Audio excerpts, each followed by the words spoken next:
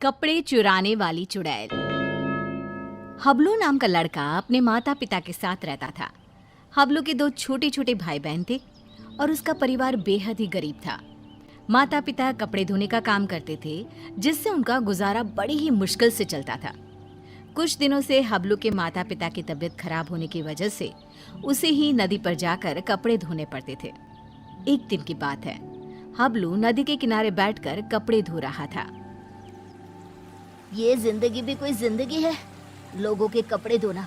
अगर कपड़े अच्छे से ना धुले तो लोग कितना सुनाते हैं और ऊपर से उल्टा पैसे भी नहीं देते।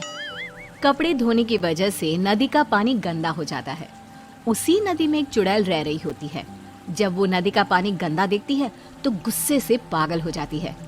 कौन है जो मेरे रहने की जगह को गंदा कर रहा है? अभी जाकर बताती हूँ उसे। हबलू नदी में कपड़े धोकर उन्हें वहीं पेड़ से बंधी रस्सी पर सूखने के लिए डाल देता है और वहीं पेड़ के नीचे कपड़े सूखने तक उनका इंतजार करने लगता है।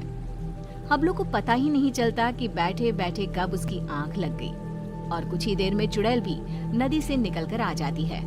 कौन है जिसने मेरे रहने की जगह को गंदा किया है?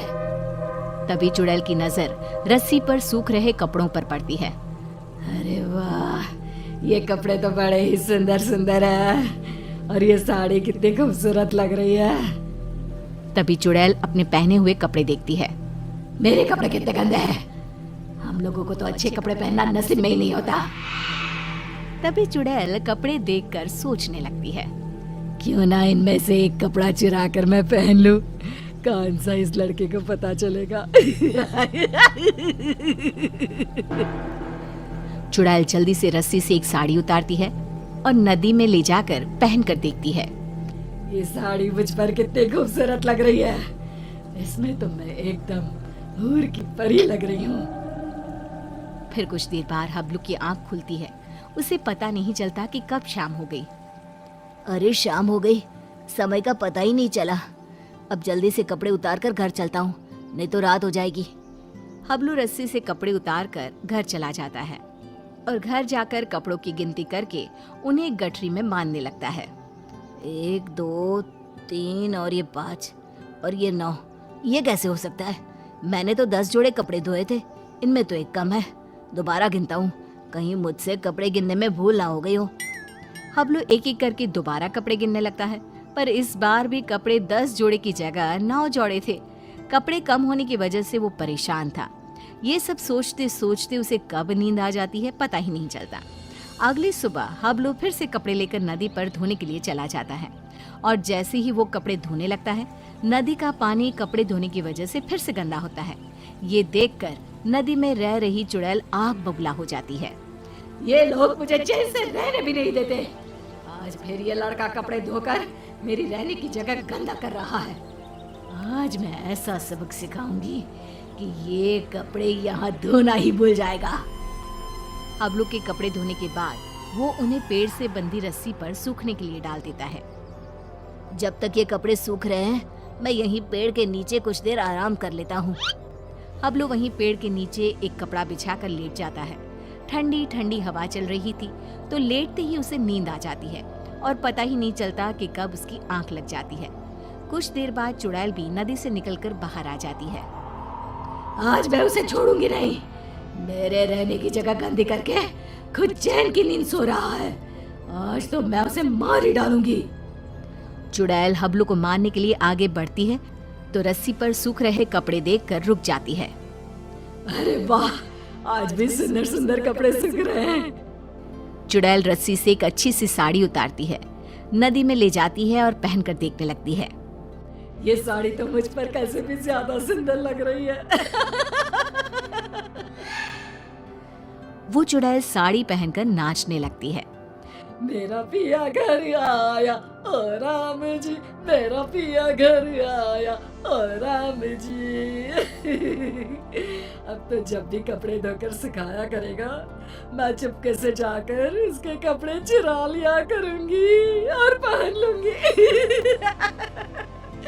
उस लड़के को पता भी नहीं चलेगा कि उसके कपड़े कौन चुरा कर ले जाता है।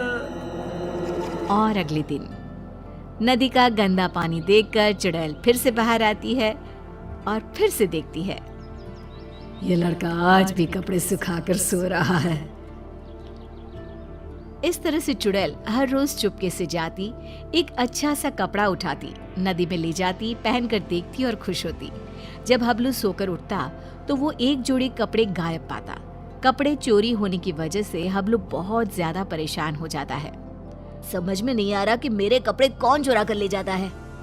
अगले दिन हमेशा की तरह वो कपड़े धोता है और उन्हें पेड़ से बंधी रस्सी पर सूखने के लिए डाल देता है और पेड़ के नीचे कपड़ा बिछाकर लेट जाता है।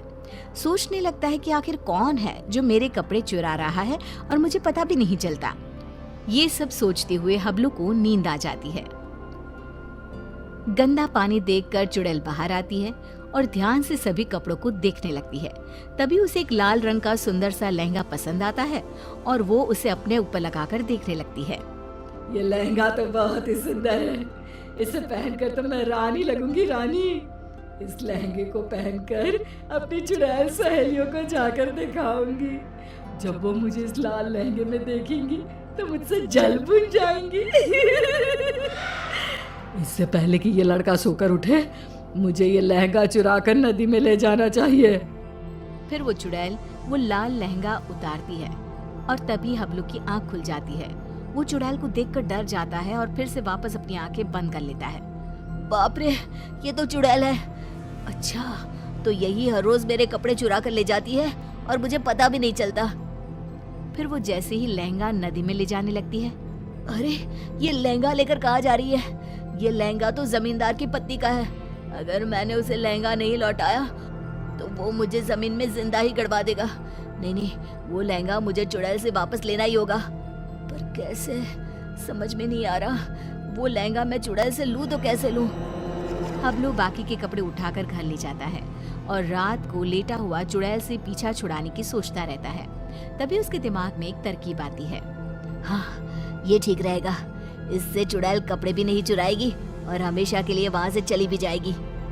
फिर जैसे ही सुबह होती है, हबलू हमेशा की तरह कपड़े धोकर रस्सी पर सूखने के लिए डाल देता है और पेड़ के नीचे जाकर सोने का नाटक करने लगता है। लगता है आज फिर इस लड़के ने कपड़े धोए हैं। चुड़ैल नदी से निकलकर बाहर आती है तो देखती है कि रस्सी पर केवल आज दुपट्टे ही दुपट्टे सूख रहे हैं। ये क्या, आज सिर्फ दुपट्टा? कोई बात नहीं, आज मैं इसे ही ओढ़ लेती हूँ। जैसे ही चुड़ैल रस्सी से दुपट्टा उतार कर उड़ती है, उसके पूरे शरीर पर खुजली होने लगती है। मर गई रे, ये मुझे खुजली क्यों हो रही है? अरे कोई तो कुछ तो करो। हबलू आंखें बंद करके सब कुछ देख रहा होता है। अब आएगा मजा। बड़ा रोज कपड़े चोरी करके पहनती थी, अब पहन कर देख कपड़े। आज इस चुड़ैल को पता चलेगा कपड़े चोरी करके पहनने का नतीजा। आज के बाद ये कपड़े चोरी करना भूल जाएगी और फिर कभी जिंदगी में किसी के कपड़े नहीं चुराएगी। चुड़ैल इधर उधर भागने लगती है। खुजली, खुजली, अरे बचाओ, मेरे शरीर पर खुजली हो रही है। आए रे, मर गई मैं। अरे कोई तो मुझे बचाओ, मुझे नहीं पहनना ये दुपट्टा। अरे इससे तो मेरे शरीर में खुजली होने लगी है। अरे मुझे नहीं चाहिए इस लड़के के कपड़े। और चुड़ैल नदी में जाती है और सारे कपड़े लाकर वहीं डालकर भाग जाती है। और फिर वो हबलू तो क्या, किसी और को भी कभी परेशान नहीं करती।